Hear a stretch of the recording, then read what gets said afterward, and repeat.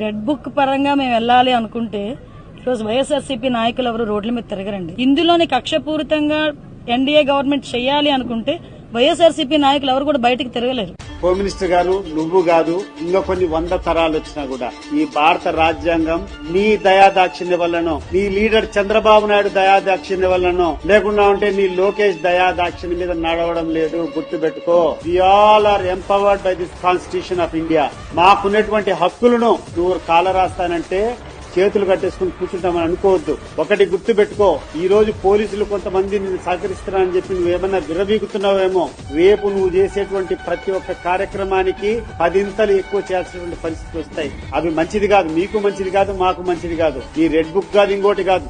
ఎప్పుడైనా నేను ఒకటే చెప్తా, ఎవరము కూడా ఒక లైన్ దాటిపోకూడదు. భారత రాజ్యాంగం, భారత రాజకీయాలు ఒక సున్నితమైనటువంటి అంశం. ప్రతి ఒక్కరికి కొన్ని హక్కులు ఉంటాయి, కొన్ని రైట్స్ ఉంటాయి. అపోజిషన్ పార్టీలో ఉండేటప్పుడు పోరాటం చేయడం మామూలే, కానీ దాన్ని హుందాగా స్వీకరించాలి. నేను విమర్శించినప్పుడు ఆ విమర్శను సద్విమర్శగా తీసుకోవాలా, అంతేగాని నేను అన్నాను నువ్వు లోపలేస్తావంటే మీ నాయన జాగిరా, ఇది ఏ హోమ్ మినిస్టర్ నాయన జాగిరా, లేకుండా లోకేష్ నాయన జాగిరా, లేకుంటే చంద్రబాబు నాయన జాగిరా? నేను I'm a proud citizen of this country. I'm the citizen of India.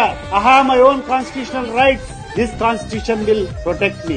ఈ రాజ్యాంగం ఉండేది, ఇక్కడ గవర్నమెంట్ అధికారులు ఉండేది, ఇక్కడ పోలీసులు ఉండేది సామాన్యమైనటువంటి పౌరులను రక్షించడానికి.